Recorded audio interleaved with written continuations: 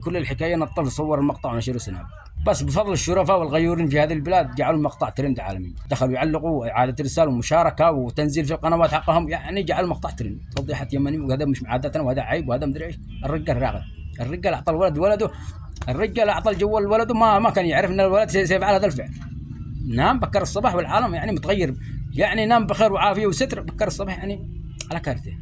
والذي يزيد يعقد الموضوع ان اصحاب القنوات اصحاب الحسابات الكبيره فضيحه الطفل يمني يفعل، طفل يمني يدمر، طفل يمني يصور كذا كذا.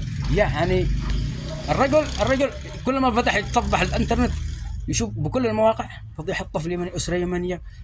خزيتم بالرجل، الرجل يعني الان في حيره من امره. قدروا يعني ظروف الرجل، قدروا مشاعر الرجل.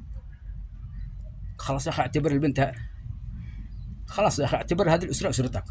اطي بدل ما تعيد النشر، بدل ما تتكلم. والذي حابب يتكلم واللي يجي يتكلم بطريقه يعني من باب ايصال المعلومه، ليس من باب التهويل وتخلوا الرجل يعني يتعقد، يعني الان يعيش في حاله نفسيه بسبب ما يرى وما يشاهد من حوله في مواقع التواصل بالجام.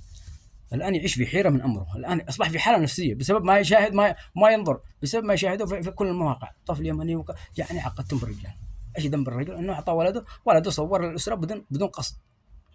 كل شيء من البدايه عند الشرفاء والغيورين الذي عادوا النشر والذي علقوا والذي. واول من شاهد هذه المقاطع هم الجيران والاقارب. عاده ما تبدا في هذه التطبيقات الاقرب يبدا يشاهد المقطع، لكن الاقارب والجيران هم الذي بداوا بنشر المقطع، كل واحد يشير للثاني حتى اصبح المقطع، حتى انتشر المقطع.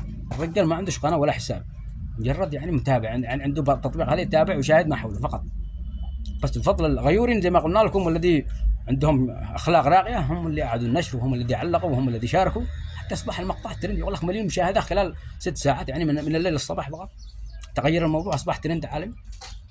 ما حققوش هذه المشاهدات واللايكات اصحاب المحتويات التي يعني تابعوها يعني ملايين الناس.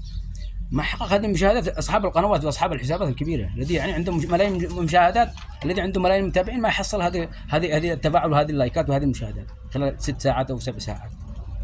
بفضل هؤلاء الشرفاء. واحنا ابو يمن ما يقصر، لا قد في حاجه كل واحد يعمل نفسه شريف، كل واحد يعمل نفسه انه يعني غار ويندع مقطع، وكل واحد ينزل. الذي مش داري يدري، والذي نايم يصحى، والميت يعلم لا غبره.